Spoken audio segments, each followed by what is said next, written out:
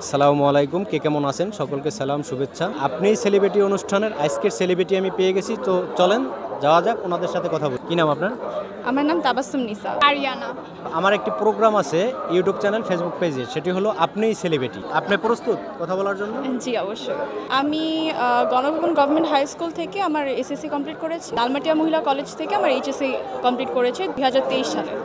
এখন আমি আইএলটিএস দিয়েছি, এখন বাইরে যাওয়ার জন্য প্রিপারেশন নিচ্ছি। আমি এইচএসসি ক্যান্ডিডেট, এখনো সেকেন্ড ইয়ার রানিং। আপনাদের ছোটবেলা কোথায় কাটছে? ঢাকাতে। আমার ঢাকাতে। গ্রামের বাড়ি কোথায়? ব্রাহ্মণবাড়িয়া। জন্ম এখানেই হয়েছে, কিন্তু মাঝে মাঝে যখন দাদা দাদি ছিল, নানা নানি ছিল, তখন ওখানে ঘুরতে গিয়েছি। এগুলো প্রতিষ্ঠানে পড়াশোনা করছেন, প্রত্যেকটা প্রতিষ্ঠান থেকে একজন করে টিচারের নাম বলবেন, পছন্দের টিচার।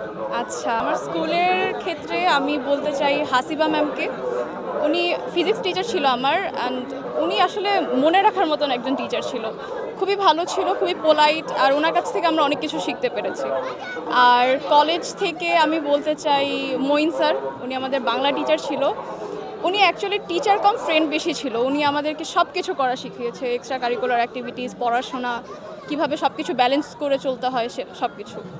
আমার স্কুলের একটা মিস ছিল, রাসনা মিস, উনি অনেক পছন্দের ছিল আমার। কলেজে হচ্ছে একজন মিস আছে, ওনার নাম স্বর্ণা মিস, উনি অনেক ভালো পড়ায়। মানে টিচার সবাই ভালো, ভয় পাওয়ার মতন কেউ তেমন ছিল না, কারণ আমার সাথে সবার সাথে একটু মানে আমি ক্লাস ক্যাপ্টেন ছিলাম, তো আমার একটা ভালো বন্ডিং ছিল। আমি আসলে কাউকে ভয় পেতাম না, সবাই আমাকে আদর করতো খুব। টিচাররা কখনো খারাপ হয় না আসলে। এমন এমন মানুষ টিচার হয়েছে যারা টিচার হওয়ার যোগ্যতাই নাই, এরকম মানুষও এখন টিচার। আচ্ছা, এমন টিচার আমি পাই না। আমি দুটোটাই, আমার আচ্ছা, গভর্নমেন্ট আপনার পান নাই, সেটা ঠিক স্কুল আছে। ছিল তো, কলেজ ছিল, এই জন্য আমি বলতে পারি। না, আসলে আমার এরকম আপনারও নাই, বেশ ভালো। এখন পর্যন্ত কতগুলো প্রেমপত্র পেয়েছেন? এখন তো প্রেমপত্রের যুগ না, তো প্রেমপত্র পাইনি, টেক্সট পেয়েছি অনেক, কিন্তু মানে প্রেমপত্রটা কখনো পাইনি এখনো পর্যন্ত।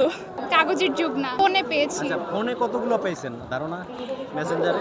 এটা আসলে গণনা করিনি গণনা কখনো, করেন নাই? হবে হয়তো বা 10, 12, 15, 20। 20, 30। সব ফোনে পাইছেন, বাস্তবে পান নাই? বাস্তবে কোনো ছেলে আইসা হ্যাঁ। এরকম কতগুলো হয়েছে বাস্তবে 10, 12। সামনাসামনি হ্যাঁ হ্যাঁ। আইসা প্রপোজ করছে? 2-3টা। 2-3টা, 10-12টা। আপনি এগিয়ে আছেন। এর ভিতরে এই পর্যন্ত কয়টা প্রেম করছেন? 2টা। 2টা করছেন। এখন এই 2টার ভিতরে একটাও আছে বর্তমানে? হ্যাঁ। একটা আছে, বাহ। ওর ভাই। আমার ভাই বিয়ে করেছে, দে আর ম্যারিড। বিয়ে করে ফেলাইছেন? বাহ, মাশাআল্লাহ। ভাই আছে এখানে? না। আমি একটাই করেছি, এখন নেই সেটা। না, এখন আপাতত সিঙ্গেল। আচ্ছা বলেন তো, বর্তমান যুগে অভদ্র ছেলেদের প্রেমে বেশিরভাগ মেয়েরা কেন পড়ে? কারণ ওরা বাটারিং খুব ভালো করে। কনভিন্স করতে পারে খুব ভালো, কারণ এক্সপেরিয়েন্স থাকে অনেক। আপনারা কি বোকা? হ্যাঁ, মেয়েরা কি অবশ্যই। বোকা? মনে হয়। ম্যাক্সিমাম আপনারা সুন্দরী যা- মেয়েরাই বোকা। সুন্দরী মেয়েরা এটা একটা আমার প্রশ্ন ছিল, কিন্তু আমার একটা প্রশ্ন আছে যে সুন্দরী মেয়েদের কোন জিনিসটা কম? আমি না না, এটা হচ্ছে নর্মাল, কারণ দেখবেন মেয়েরা প্রশংসা পেতে খুব পছন্দ করে, ওইসব ছেলেরা প্রশংসাটাই ভালো করে, তো এই জন্যই পান করতে ওরা খুব ভালো মারতে পারে। এক্স্যাক্টলি। হ্যাঁ, এই জন্য মেয়েরা বেশি প্রেমে পড়ে। তাহলে আপনারা এই যে সুন্দরী মেয়েরা নিজের পায়ে নিজেরা কুড়াল মারতেছে না জেনে শুনে? অবশ্যই মারতেছে, ছেলেরাও মারতেছে। ছেলেরা যেটা করতেছে সেটা তো অবশ্যই ভালো কাজ না। সহমত। আমার পছন্দের ফুল কাঠগোলাপ।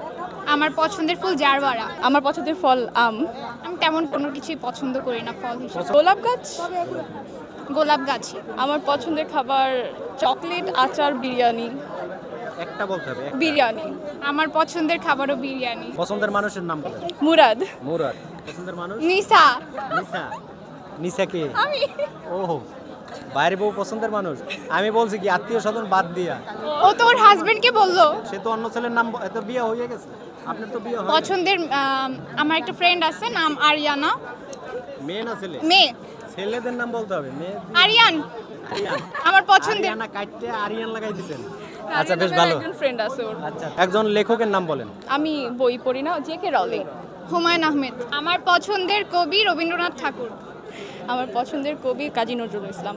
আমার পছন্দের কবিতা বিদ্রোহী। আমার আসলে তেমন পছন্দের।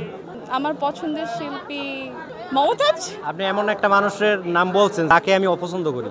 আপনিও আমার সাথে একমত? ও, ভাই আছে আমার দলে। আমি বাংলাদেশ শুনি না আমি। আচ্ছা, এইবার বলেন যে বাহিরে কার নাম বলতে চাইছেন?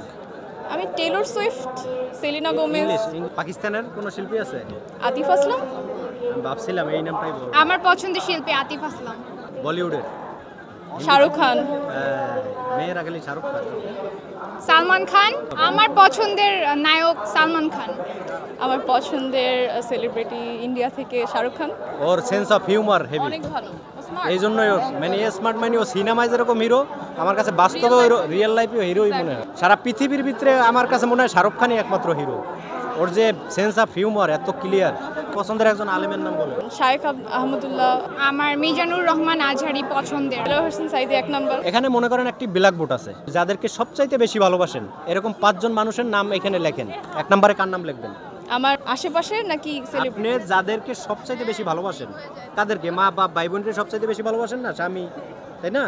এইরকম 5 জন মানুষের নাম লিখবেন। 1 নম্বরে কার নাম? মা। 2 নম্বরে হাজবেন্ড। 3 নম্বরে টাফ। নিজেকে। এখানে নিজেকে বাদ দিয়া নিজেকেও ভালোবাসি। এই প্রোগ্রামে এটা বলা যাবে না। আমার ভাইয়ের ছেলে। 4 নম্বরে ভাইয়ের মেয়ে। ভাইয়ের মেয়ে। 5 নম্বরে বাবা। বাবা। 5 নম্বরে বাবারে ফেলাই দিছে। 1 নম্বরে আমার মা। 2 নম্বরে তারপরে আমার বোন। 3 নম্বরে আমার 2 ভাবি। 4 নম্বর আমার বড় ভাবি। বড় ছোট ভাবি। 5 নম্বরে 5 নম্বরে আমার বাবা। বাবা। 5 নম্বরে আপনিও বাবারে ফেলাইছেন। আসল খেলা হইলো এখন। প্রথমে এখান থেকে একটা নাম মুছতে হবে। কার নামটা মুছবে? বাবা। বাবারটা আগে প্রথমে মুছে দিছেন, পরে কার নামটা মুছবে? ভাইয়ের মেয়ে। তারপর কার নামটা? ভাইয়ের ছেলে। তারপরে মুরাদ। মাকে সবচেয়ে বেশি ভালোবাসেন আপনি? আমারও একই হবে, মাকে সবথেকে বেশি ভালোবাসি। হ্যাঁ। আপনিও মাকে রাখছেন হ্যাঁ লাস্টে? হ্যাঁ। মাকে রাখবো দেখি 1 নম্বরে বসাইছি। আচ্ছা আচ্ছা। এই পরীক্ষায় আপনি ফেল। এই পৃথিবীতে সবচাইতে গুরুত্বপূর্ণ সম্পর্ক কোনটা বলতে পারেন? আমি বলবো আমার জন্য বাবা মা। বিয়ের আগে বাবা মা, বিয়ের পরে অবশ্যই হাজবেন্ড হবে। আমি মানি না, কারণ আমি বলতেছি না যে আমি এটার বিরুদ্ধে। এটা রিয়েল, এটা বাস্তবতা যে হাজবেন্ড ওয়াইফের মধ্যেও ডিভোর্স হয়, কিন্তু মা মেয়ের সম্পর্ক বা বাবা মেয়ের সম্পর্কটা কখনো মোছা যায় না, সারা জীবন থাকবে। আমি আমার গ্রামের কোনো ফ্যামিলি না, আপনি যেখানে শহরে যেখানে থাকেন, আশেপাশে যে কোনো একটা ফ্যামিলি, যে আপনার চোখে এই পর্যন্ত পড়ছে কিনা যে তারা খুবই ভদ্র সৎ মানুষ, তাদের ছেলে মেয়ে খুবই ভদ্র, নেশা করে না, বা সকল মানুষ নিরাপদ, তারা কোনো মানুষের ক্ষতি করে না, এরকম কোনো ফ্যামিলি আছে? হ্যাঁ আছে, কিন্তু তাদের ছেলেমেয়েরা এখনো ছোট, বাট তারা নিজেরাও অনেক বেশি ভালো। আমি বলতে চাই হচ্ছে আমার একজন নেইবার ছিল, ওনারা খুবই ধার্মিক একজন মানুষ। নামটা বললে জানো না?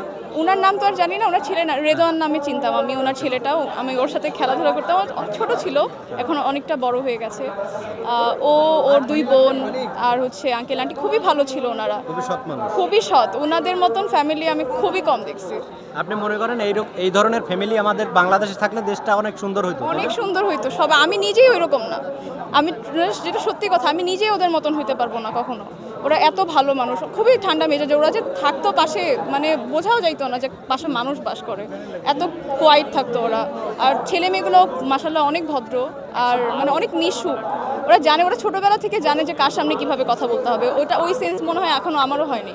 ওরা এত ম্যাচিওর এখনো পর্যন্ত। তো ওইরকম মানুষ যদি বাংলাদেশে সবাই হতে পারে, বাংলাদেশকে কেউ আটকাতে পারবে না।